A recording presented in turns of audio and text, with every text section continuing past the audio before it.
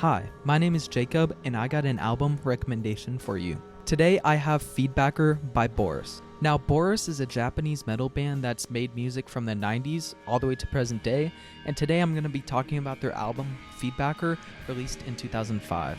Now, Feedbacker is basically one song divided into 5 different movements or parts, and it comes in at about 45 minutes long, so you can tell there's some lengthier cuts in this. So, let's start out with the beginning of the album.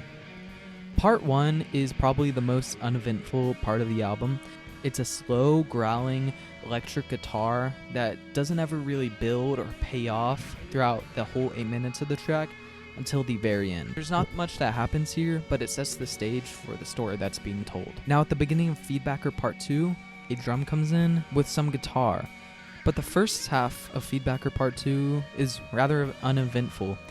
There isn't many climaxes, high points, or low points, but it does reach a really high point with the addition of the electric guitar solo near the end.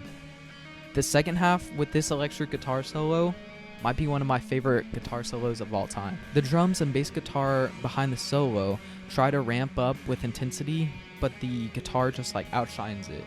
And it gains a ton of momentum near the ends of Part 2. And then in Part 3, it explodes. The drums are firing on all cylinders, and the guitar ramps up speed even more. Part 3 is the shortest part, coming in at about 5 minutes, but it's the most chaotic. This chaotic, fast-paced nature can't keep up with itself as a loud, ringing feedback comes in, and it starts hurting your ears. This ringing, this feedback overtakes the sound and leads you into Part 4. Feedbacker Part 4 is less of a song and more of an experience because it's not pleasing to listen to at all, and it kind of just hurts your ears, but it does add to the narrative. This feedbacker and trauma overtakes the listener, and it changes what you've heard them as before. That guitar solo in Part 2 and that slow, growling electric guitar in Part 1 change.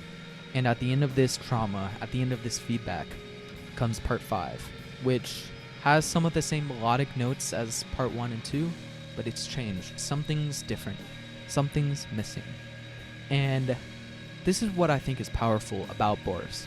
They're able to tell narratives through instrumentals. While there is vocals on Part 2 and some Part 3, they're in Japanese, and also it's not a lot.